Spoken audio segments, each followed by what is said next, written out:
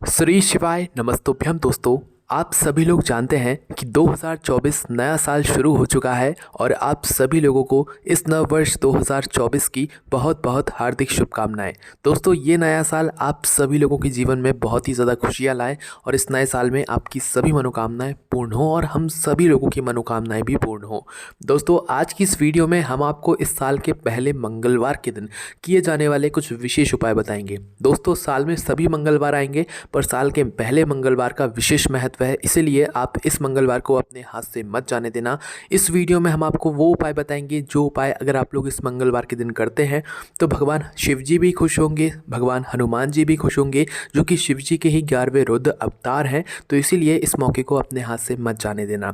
दोस्तों, बात करते हैं उपायों के बारे में। दोस्तों, सबसे पहला जो उपाय है वो शिव जी का ही उपाय है, मतलब शिव जी कह लो चाहे हनुमान जी कह लो, है एक ही, है ना। तो आपको करना क्या है, देखो, साल का पहला मंगलवार है तो 1 लोटा जल अपने साथ में ज़रूर रख लेना, एक बेलपत्र अपने साथ में ज़रूर रख लेना और एक चावल का दाना रख लेना।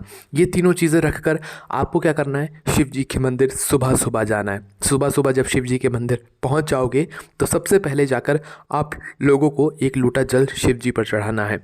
1 लोटा जल शिव जी पर धीरे धीरे करके चढ़ाना है, जल्दबाजी में नहीं चढ़ाना है। जैसे कि आप लोगों का 1 लोटा जल चढ़ जाए तो सबसे पहले अपनी एक बेलपत्र चढ़ा देना। बेलपत्र चढ़ाने के बाद अपना एक चावल का दाना अपनी मनोकामना को करते हुए चढ़ा देना, जो आप अपने साथ में रख कर लेकर गए हुए हो। आप जो मनोकामना के लिए ये वाला उपाय करोगे, निश्चित सी बात है कि वो मनोकामना आपकी बहुत जल्दी ही पूर्ण हो जाएगी, पर आपको विश्वास रखना है, आपकी मनोकामना ज़रूर पूर्ण होगी। उसके बाद में दोस्तों बात करते हैं इसी नए साल में किए जाने वाला एक सबसे बड़े उपाय के बारे में। जो उपाय है दोस्तों, आपके घर से रोग और बीमारियों को दूर करने वाला उपाय। अब ये रोग और बीमारियों को दूर करने वाला उपाय कैसा है वो ध्यान से सुनो। देखो, इस उपाय को भी इस साल के पहले मंगलवार के दिन आप करके देख लेना, आपको ज़रूर फ़र्क देखने के लिए यहाँ पर मिल जाएगा, ठीक है। अगर ये वाला उपाय जो व्यक्ति बीमार है वो खुद कर सकता है तो और अच्छी बात है, नहीं कर सकता है तो उसके घर का कोई और सदस्य ये वाले उपाय को कर सकता है। अब इस उपाय की सामग्री सुन लो कि इस उपाय में आपको क्या क्या लेकर यहाँ पर आना है। तो सबसे पहली चीज़ यहाँ पर आप लोग सुन लो कि इस उपाय में आपको 2-3 चीज़ों की आवश्यकता पड़ेगी, जिसमें से सबसे पहली जो चीज़ है वो है एक बेलपत्री, ठीक है। एक बेलपत्र की आवश्यकता पड़ेगी। दूसरी चीज़ है 2 शमी पत्र की, ठीक है। तो एक बेलपत्री, 2 शमी पत्र आप लोग अपने साथ में लेकर आ जाना। तीसरी जो चीज़ है वो है दोस्तों लाल चंदन। कौन सा चंदन, ध्यान से सुन लो, लाल चंदन, है ना। इन तीनों चीज़ों को लेकर आपको पहुंचना है शिव जी के मंदिर में। शिव जी के मंदिर में जैसे ही आप लोग ये लेकर पहुंचो साल के पहले मंगलवार के दिन सुबह सुबह, आपको करना क्या है, सबसे पहले अपनी पूजन अर्चना कर लेना। 1 लोटा जल जो भी चीज़ें लेकर गए हो वो लेकर आप पूजन अर्चना कर लेना, पर उपाय की जो सामग्री है वो अलग रख कर लेकर जाना। करना क्या है, एक बेलपत्र ले लेना, 2 शमी पत्र ले लेना और लाल चंदन लेना। अपनी बेलपत्र को अपने सामने रखना, चिकना भाग आपको दिखना चाहिए। दोनों बेलपत्र, मतलब जो एक बेलपत्र होगी उसके नीचे की 2 पत्तियाँ होंगी, मतलब साइड साइड की एक पत्ती होगी, मतलब पूरे कुल मिला के 2 पत्तियाँ होंगी। तो आपको करना क्या है, उस बेलपत्र की जो नीचे की साइड की 2 पत्तियाँ हैं उनसे हमें काम है, बीच वाली बड़ी पत्ती से अभी कोई काम नहीं है ना।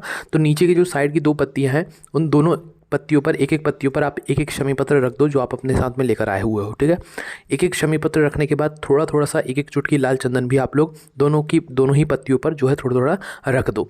रखने के बाद हनुमान जी के तीसरे नंबर के भाई हैं गतिमान हनुमान जी। तो आपको करना क्या है, गतिमान हनुमान जी का नाम लेना है और इस बेलपत्र को उठाना है और शिव जी पर चढ़ा देना है। शिव जी पर चढ़ाने के बाद, इस बेलपत्र को शिव जी पर चढ़ाने के बाद आपको उसके लिए प्रार्थना करना है जिसके लिए आप ये उपाय कर रहे हो, या खुद ये उपाय कर रहे हो जिसको रोग और बीमारी है, तो भाई आप अपने लिए भगवान से प्रार्थना कर लेना। निश्चित सी बात है, कुछ ही समय के अंदर गतिमान हनुमान जी के नाम से आप ये वाला उपाय करना, शिव जी पर इस बेलपत्र को इस तरीके से चढ़ाना। आपकी रोग और बीमारी में ज़रूर आपको अंतर देखने के लिए मिल जाएगा। जो व्यक्ति अस्पताल में भी होगा ना तो उसको भी उसकी हालत में सुधार देखने के लिए मिल जाएगा। करके ज़रूर देखना, मन में विश्वास रख के उपाय करना, ज़रूर फल देगा आप लोगों को, है ना।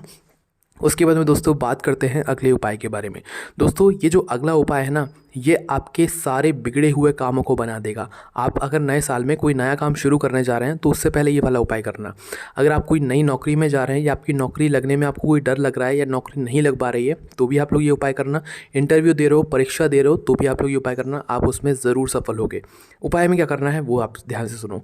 देखो, इस उपाय में आपको सिर्फ और सिर्फ 2 चीज़ों की आवश्यकता होगी, जिसमें से सबसे पहली जो चीज़ है वो है दोस्तों एक धतूरा। ठीक है। क्या है? धतूरा। धतूरा जानते हो जहरीला होता है, जिसमें कांटे लगे हुए होते हैं, जो गोल गोल होता है। तो एक धतूरा लेना है मात्र। उसके बाद में लेना है 1 लोटा जल, ठीक है। 1 लोटा जल और एक धतूरा लेने के बाद आपको क्या करना है वो ध्यान से सुनो। इन दोनों ही चीज़ों को लेकर प्रातःकाल सुबह सुबह साल के पहले मंगलवार के दिन शिव जी के मंदिर पहुँचना है। शिव जी के मंदिर जैसे ही पहुँच जाओ तो आपको करना क्या है वो ध्यान से सुन लो आप लोग, है ना। क्योंकि दोस्तों इस उपाय में हमें सीधा धतूरा शिव जी पर नहीं चढ़ाना है। जो धतूरा आप अपने साथ में लेकर आए हो ना, इस धतूरे को आपको फोड़ना है।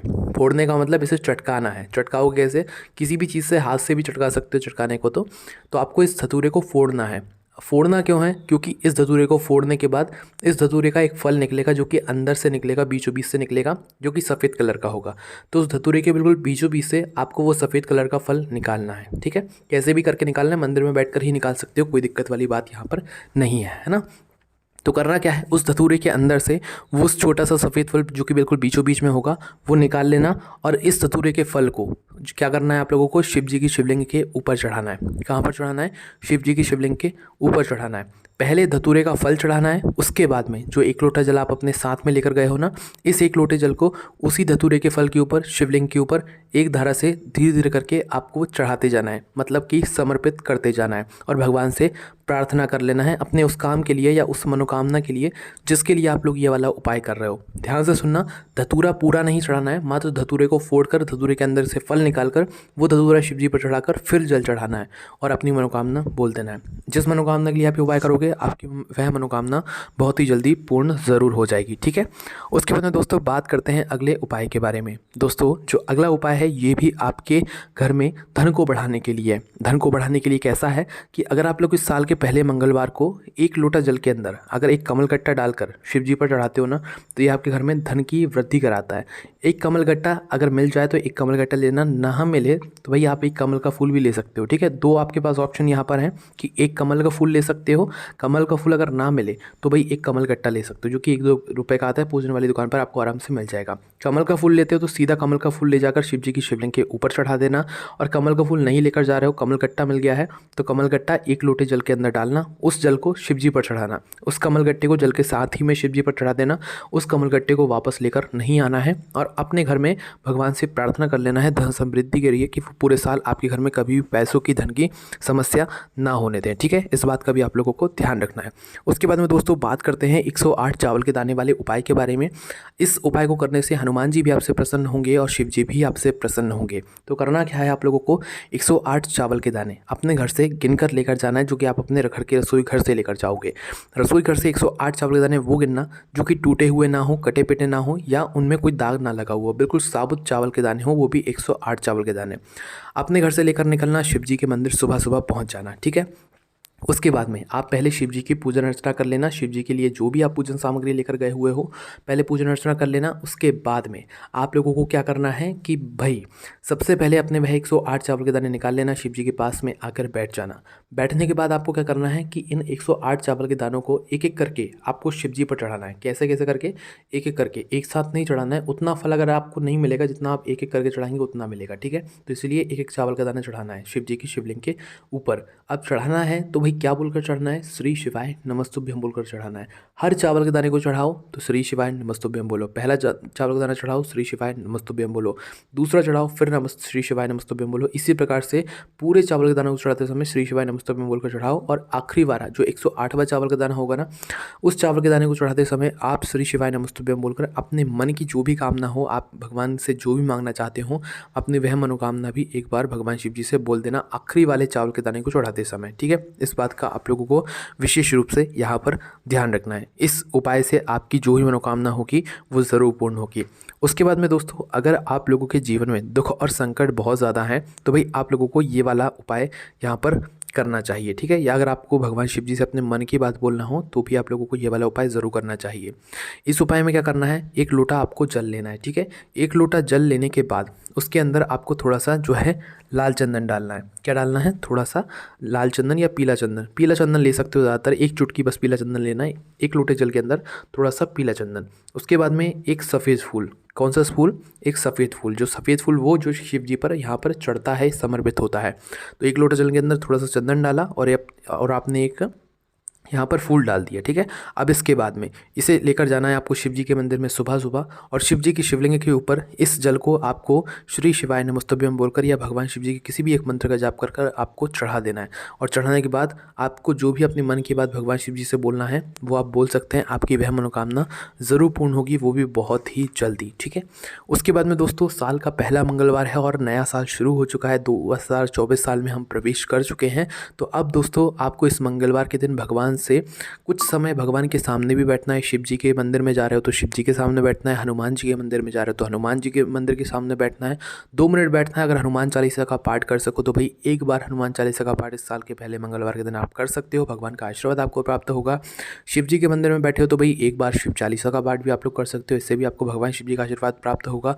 ये वो बातें हैं जो कि आपको कोई नहीं बताता है, जिन उपायों को करने से निश्चित ही आपकी ज़िंदगी बदलती है, आपका पूरा साल बदलता है और आपकी पूरे साल में आपको खुशियाँ प्राप्त होती है। बाकी दोस्तों कोई भी दिक्कत समस्या परेशानी आती है तो हमसे कमेंट करके पूछ सकते हैं। ओम नमः शिवाय, जय भोले बाबा, श्री शिवाय नमस्तुभ्यम।